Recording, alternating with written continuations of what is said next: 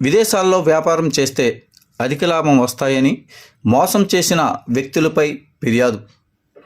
విదేశాలకు సరుకు ఎగుమతి వ్యాపారం చేస్తే ఎక్కువ డబ్బులు వస్తాయని నమ్మబలికించి మోసం చేసిన వారిపై చర్యలు తీసుకోవాలని జిల్లా ఎస్పీని ఆశ్రయించిన బాధిత దంపతులు.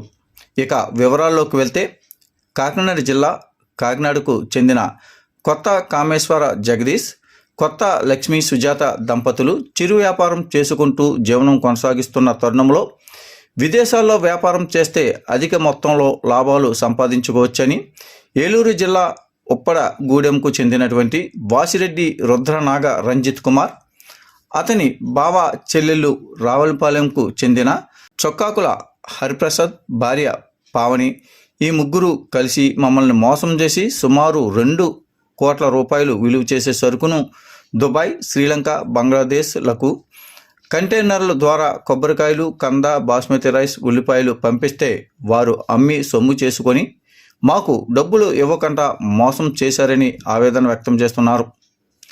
డబ్బులు అడిగితే ఈవేళ రేపు అంటూ రోజులు గడిపారని తెలిపారు.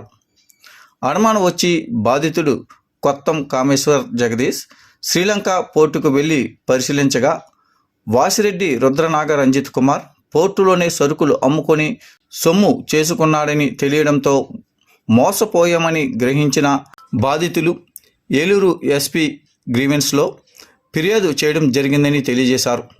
ఎస్పీ స్పందించి మీకు న్యాయం చేస్తామని తెలిపారని భార్యాభర్తలు మీడియాకు తెలియజేశారు. నమస్కారం, నా పేరు కొత్త కామేశ్వర జగదీష్, అది కాకినాడ జిల్లా కాకినాడ. మేము చిన్న వ్యాపారం చేసుకుని బతుకుతున్నాము. మేము సాధారణ మధ్యతరగతి కుటుంబీకులు. మాకు సోషల్ మీడియాలో ఏలూరు జిల్లా ముదినేపల్లి మండలం ఉప్పరగూడెం వాస్తవ్యుడు వాసిరెడ్డి రంజిత్ కుమారు, అతని బావ చుక్కాకుల హరిప్రసాద్, అతని భార్య చుక్కాకుల పావని ముగ్గురు కలిసి మమ్మల్ని విదేశాలకు వ్యాపారాలు ఎగుమతి చేసుకుంటే బాగుంటుందని చెప్పి, మంచి డబ్బులు వస్తాయని చెప్పి, లాభాలు వస్తాయని చెప్పి మమ్మల్ని నమ్మించి అటు నుంచి మీకు డబ్బులతో పాటు మీ సరుకు నుంచి ఇటు నుంచి ఎగుమతులు చేస్తే అటు నుంచి డబ్బులు కాకుండా ప్రతి వారం మా రంజిత్ కుమార్ వస్తుంటాడు. అక్కడ నుంచి బంగారం తీసుకొస్తాం, బంగారం అమ్ముకుంటే కూడా మీకు బిస్కెట్ 1 లక్ష వరకు వస్తుంది, ఇటు నుంచి ఎగుమతి చేస్తే 2 లక్షలు వస్తుంది డబ్బులు మనకి అని మమ్మల్ని ఆశ చూపించి పెట్టుబడి పెట్టమని మనం ప్రేరేపించారు.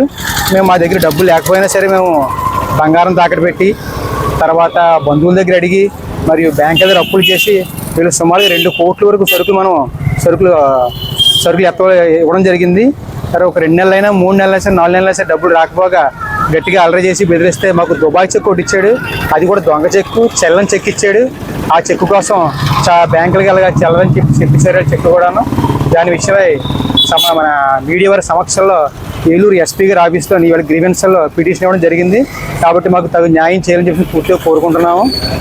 ఎస్పీ గారు కూడా మాట్లాడి మీకు తగు న్యాయం మేము కంపల్సరీ చేసి పెడతామండి, ఎట్టి పరిస్థితులు ఇబ్బంది లేదని చెప్పని ఆ సీగని కలవడానికి మా ఎదురుగుండా ఆయనకి ఫోన్ కూడా చేసి చెప్పారు. ఆయన మాలా ఇంకెవరు ఇబ్బంది పడకూడదని ఉద్దేశంతో ఈ పిటిషన్ ఇవ్వడం జరిగింది.